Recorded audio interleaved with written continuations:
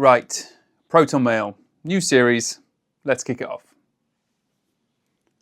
Proton Mail's transparency report covers through 2025. 9,301 legal orders received, 988 contested, 8,313 complied with. The privacy email service founded by Kern physicists after the Snowden revelations to build email that governments could not read received and complied with over 8,000 legal orders. This is not a scandal, it is how the law works.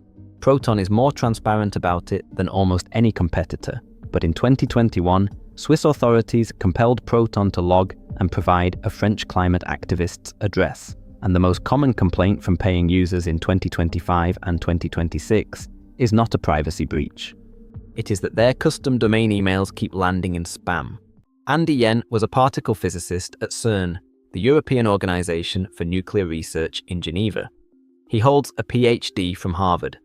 In 2013, after the Snowden revelations disclosed the scale of government surveillance programs, he and two colleagues, Jason Stockman and Wei Sun, decided to build an email service that even they could not read. The encryption happens in the user's browser or application, not on Proton's servers. The servers store only encrypted text. Without the user's password, which generates the private key, Proton cannot decrypt stored messages. A court order for your stored emails returns data that is unreadable without your key. The encryption standard is PGP, the established protocol for email encryption, implemented so the cryptographic operations happen on your device rather than on Proton's infrastructure. The service launched in beta in 2013 and opened publicly in 2014 after a crowdfunding campaign raised $550,000.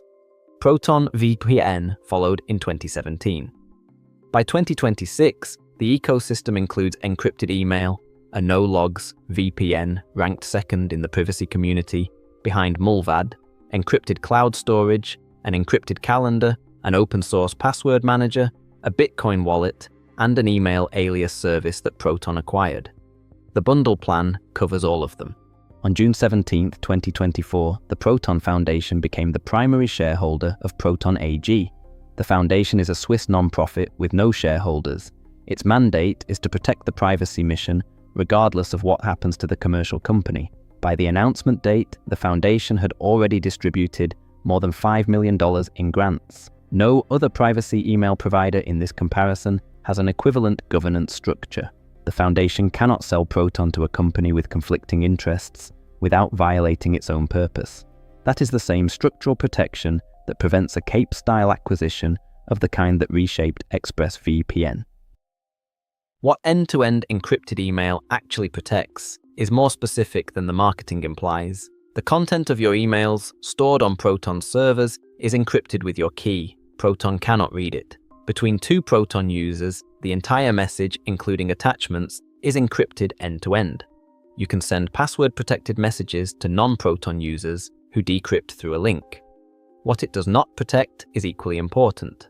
Subject lines are often stored as metadata that Proton can access. Sender address, recipient address, timestamps, and message size are necessary to route and deliver email. They are not fully encrypted.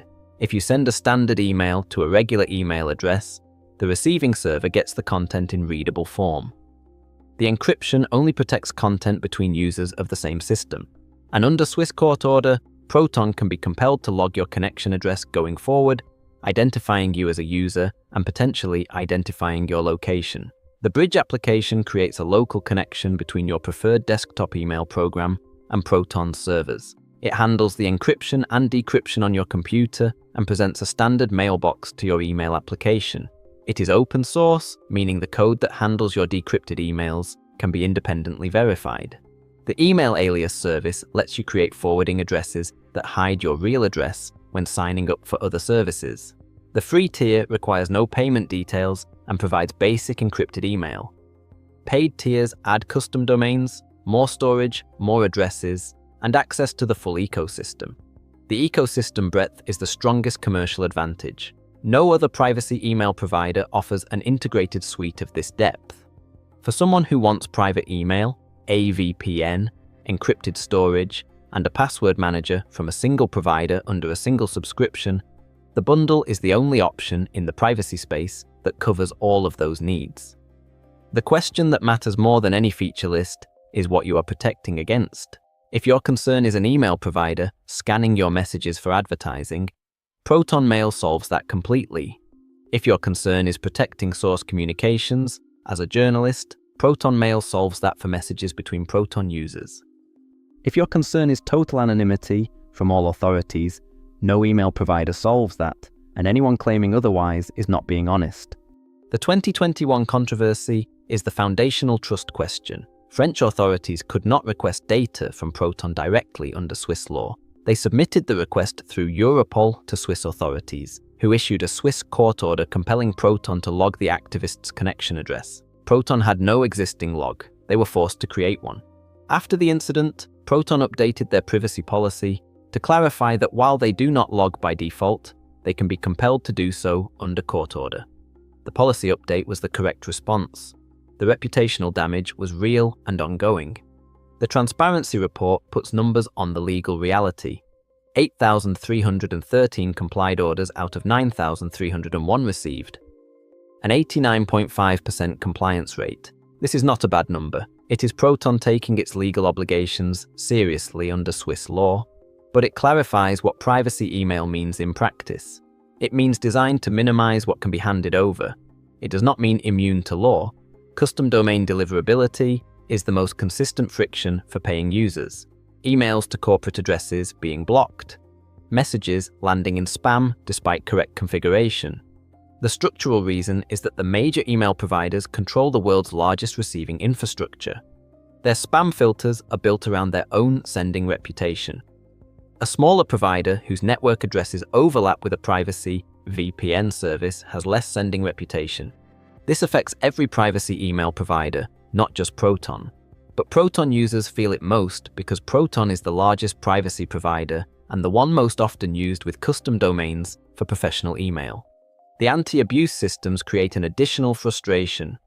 Users running Proton Mail through Proton VPN can trigger their own account security locks because the VPN address appears suspicious to the abuse detection. Proton Mail is the right choice for someone who wants encrypted email from a provider with a non-profit foundation, open source applications, Swiss jurisdiction, and an integrated privacy ecosystem. The zero-knowledge architecture means Proton cannot read your stored email content. That protection is real and independently verifiable. For journalists protecting sources, activists in surveilled jurisdictions, professionals handling sensitive communications, or anyone who does not want their email scanned for advertising, Proton Mail delivers what it promises. It is not the right choice for someone who expects encrypted email to make their communications invisible to law enforcement, because the transparency report demonstrates that Proton operates under law and responds to court orders. It is not the right choice for someone who needs custom domain email to reliably reach corporate recipients without deliverability friction. And the ecosystem growth has created a perception among some long-term users that Proton is drifting from its original focus on simple private email toward becoming a broader technology platform. 3 CERN physicists built an email service because they believed a government should not be able to read your messages. A decade later, the company they founded is owned by a non-profit foundation, the applications are open source, and the transparency report shows they complied with over 8,000 legal orders. The privacy is real. The law is also real. Understanding the difference between what encryption protects and what it does not is more important than which provider you choose.